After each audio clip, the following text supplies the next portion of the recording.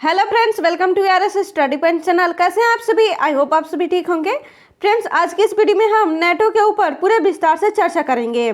इस वीडियो में हम आपको बताएंगे कि आखिर नेटो क्या है, इसका उद्देश्य क्या है, इसका इतिहास क्या है, इसके सामने कौन कौन सी चुनौतियाँ हैं और साथ ही नाटो में कितने देश सदस्य हैं। ये वीडियो आपके आने वाले सारे कॉम्पिटिटिव एग्जाम के लिए बहुत ही महत्वपूर्ण होने वाली है, इसलिए आप सभी हमारे साथ शुरू से लेकर के अंत तक जुड़े रहे ताकि आपका कोई भी पॉइंट मिस ना हो पाए। तो चलिए फ्रेंड्स, बिना कोई देरी के हम वीडियो को स्टार्ट करते हैं। सबसे पहले हम आपको बताते हैं कि आखिर नाटो क्या है। नाटो एक अंतर सरकारी सैन्य संगठन है। इसकी स्थापना 4 अप्रैल 1949 को अमेरिका, कनाडा, यूके यानी कि यूनाइटेड किंगडम और फ्रांस सहित 12 देशों द्वारा अमेरिका के वाशिंगटन में किया गया था। इसका पूरा नाम है नॉर्थ अटलांटिक ट्रीटी ऑर्गेनाइजेशन, जिसको हिंदी में उत्तरी अटलांटिक संधि संगठन कहते हैं। इसका मुख्यालय बेल्जियम की राजधानी ब्रुसेल्स में अवस्थित है और वर्तमान में इसके सदस्य देशों की संख्या 30 है और इसका नया सदस्य यानी कि 30वां सदस्य मैसेडोनिया है, जिसे 2020 में सदस्य देश बनाया गया था। नेटो यूरोप और उत्तरी अमेरिका के देशों के मध्य एक सैन्य संगठन है और इसमें कोई भी निर्णय सभी 30 सदस्यों के सामूहिक इच्छा के आधार पर ली जाती है। नेटो के सदस्य देशों का कुल सैन्य खर्च विश्व के सैन्य खर्च का 70% से भी अधिक है, जिसमें अमेरिका अन्य यूरोपीय देशों की तुलना में अधिक खर्च करता है। चलिए फ्रेंड्स, अब हम आपको बताते हैं नेटो का उद्देश्य। नेटो का उद्देश्य आपको अगर अच्छे से समझना है तो नेटो के इतिहास के बारे में समझना होगा कि आखिर नेटो क्यों बनाया गया था। तो फ्रेंड्स, ध्यान रखिएगा कि फ्रेंड्स द्वितीय विश्व युद्ध हुआ था 1939 से लेकर के 1945 तक। द्वितीय विश्व हुआ था दो फोर्सेस के बीच में, एक था एलाइड फोर्सेस और दूसरा था एक्सिस पावर। एलाइड फोर्सेस में यूएसए, ब्रिटेन, फ्रांस और यूएसएसआर शामिल थे, जबकि एक्सिस फोर्सेस में जर्मनी, इटली और जापान शामिल थे। 1945 में यूएसए ने जापान के 2 शहरों नागासाकी और हिरोशिमा पर न्यूक्लियर बम फेंक दिया और इसके बाद एक्सिस पावर ने एलाइड फोर्सेस के सामने सरेंडर कर दिया। उसके बाद पूरे वर्ल्ड में 4 कंट्रीज बचे सेंटर में, जिसमें से ब्रिटेन और फ्रांस की आर्थिक स्थिति बहुत ही खराब थी, क्योंकि इन्होंने जो अपनी कॉलोनी अलग वर्ल्ड के अलग अलग कंट्रीज़ में बनाया था, उस सब ने फ्रीडम की डिमांड करने लगी।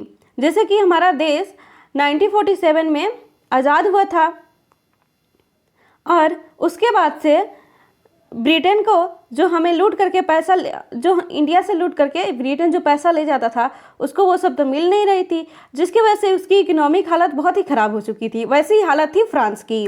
अलग अलग जगहों पे फ्रांस और ब्रिटेन की डिकोलोनाइज होने लगी थी। उसके बाद से सेंटर में बचते हैं यूएसए और यूएसएसआर। जो यूएसए और यूएसएसआर थे, ये बनते हैं वर्ल्ड के 2 सुपर पावर। फ्रेंड्स, ध्यान रखिएगा कि जो यूएसए ने न्यूक्लियर बम जापान में गिराया था, उसे लोग क्रिटिसाइज करने लगे। ट्रोलर्स का कहना था कि यूएसए ने अपना मिलिट्री पावर यूएसएसआर को दिखाने के लिए ही नागासाकी और हिरोशिमा के ऊपर न्यूक्लियर बम फेंका है, क्योंकि भले ही यूएसए और यूएसएसआर एक ही टीम में थे, लेकिन उनके बीच आइडियोलॉजिकल कॉन्फ्लिक्ट थे। जैसे कि यूएसए लिबरल डेमोक्रेसी और कैपिटलिज्म यानी कि पूंजीवाद को रिप्रेजेंट करता है और यूएसएसआर सोशलिज्म यानी कि साम्यवाद और कम्युनिज्म को रिप्रेजेंट करता है।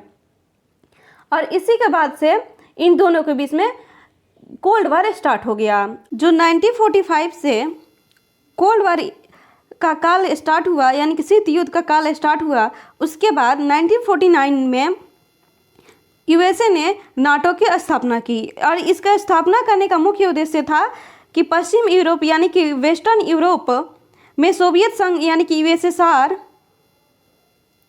कि साम्यवादी यानी कि सोशलिज्म एंड कम्युनिज्म विचारधारों को रोकना था। और फ्रेंड्स, ध्यान रखिएगा कि जब अमेरिका ने नाटो की स्थापना 1949 में अप्रैल 1949 में इसकी स्थापना की थी नाटो की, उसको काउंटर करने के लिए यूएसएसआर ने भी 1955 में वार्सो पैक्ट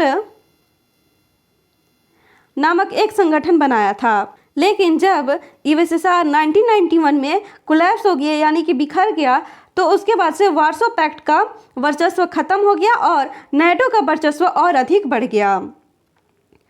चलिए फ्रेंड्स, अब हम आपको और भी इसके उद्देश्य बताते हैं। जैसे कि नाटो का उद्देश्य है राजनीतिक और सैन्य तरीकों से अपने सदस्य राष्ट्रों की स्वतंत्रता और सुरक्षा की गारंटी प्रदान करना, वर्तमान और भविष्य के खतरों से निपटने के लिए नवाचार एवं अनुकूलन के साथ साथ उपकरणों के निर्माण को प्रोत्साहित करना, सदस्य देशों के बीच एकजुटता और सामंजस्य की भावना पैदा करना। नाटो सामूहिक सुरक्षा प्रणाली का गठन करता है। अर्थात इसका मतलब हुआ दोस्तों कि नाटो के अंदर जो 30 देश हैं, उसके अलावा कोई दूसरा देश अगर इन 30 देशों में से किसी भी एक देश पर हमला करता है तो नाटो समझेगा कि उसके 30 कंट्री पे हमला हुआ है और ये 30 कंट्री मिल करके उस दूसरे देश को जवाब देंगे। यूरोप में व्यक्तिगत स्वतंत्रता, लोकतंत्र, मानव अधिकारों एवं कानून के शासन के समान मूल्यों के आधार पर अस्थायी शांति सुनिश्चित करना, अपने सदस्य देशों के क्षेत्र की रक्षा करना और जब संभव हो तो संकट को कम करने के लिए भी प्रयास करना। चलिए फ्रेंड्स, अब हम आपको बताते हैं नाटो के कार्य। तो फ्रेंड्स ध्यान रखिएगा कि नाटो आतंकवाद की समस्या से निपटने के साथ साथ आतंकवादी हमले के परिणामों का प्रबंधन करने के लिए नई क्षमताओं और प्रौद्योगिकियों का विकास करता है। यह शांतिपूर्ण तरीके से विवादों का हल करने के लिए राजनयिक प्रयास करता है। यदि ये प्रयास विफल होता है तो उसे इस प्रकार के संकट प्रबंधन कार्यों को करने के लिए सैन्य शक्ति का भी प्रयोग करना पड़ता है। चलिए फ्रेंड्स, अब हम आपको बताते हैं नाटो के समक्ष कुछ सुरक्षा चुनौती है और वो चुनौती क्या क्या है आपको हम बताते हैं।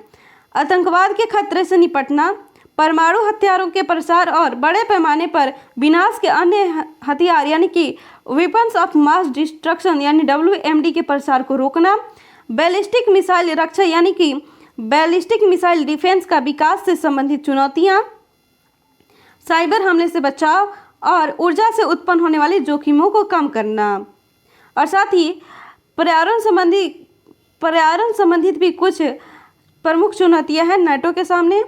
सैन्य अभियानों के दौरान मानव तस्करी का मुकाबला करना, और साथ ही फ्रेंड्स ध्यान रखिएगा कि भारत नाटो का सदस्य देश नहीं है। ये बहुत लोगों को कन्फ्यूजन रहती है कि भारत नाटो का सदस्य देश है कि नहीं है, तो ध्यान रखिएगा कि भारत नाटो का सदस्य देश नहीं है। थैंक यू दोस्तों, आई होप आपको ये वीडियो अच्छी हेल्पफुल लगी हो। फ्रेंड्स आज की इस वीडियो में हमने नाटो के बारे में पूरे विस्तार से बताया है। अगर आपको ये वीडियो अच्छी और हेल्पफुल लगी हो तो इस वीडियो को लाइक कर दीजिए, अपने दोस्तों के साथ शेयर कर दीजिए, और अभी तक हमारे चैनल को सब्सक्राइब नहीं किए हैं तो ऐसे ही हेल्पफुल वीडियो देखते रहने के लिए हमारे चैनल को सब्सक्राइब कर दीजिए और बेल आइकन को प्रेस करना ना भूलें, जिससे आपको लेटेस्ट अपडेट का नोटिफिकेशन मिलती रहेगी। तो चलिए फ्रेंड्स, अब हम मिलते हैं नेक्स्ट वीडियो में। तब तक आप पढ़ते रहिए, आगे बढ़ते रहिए। धन्यवाद।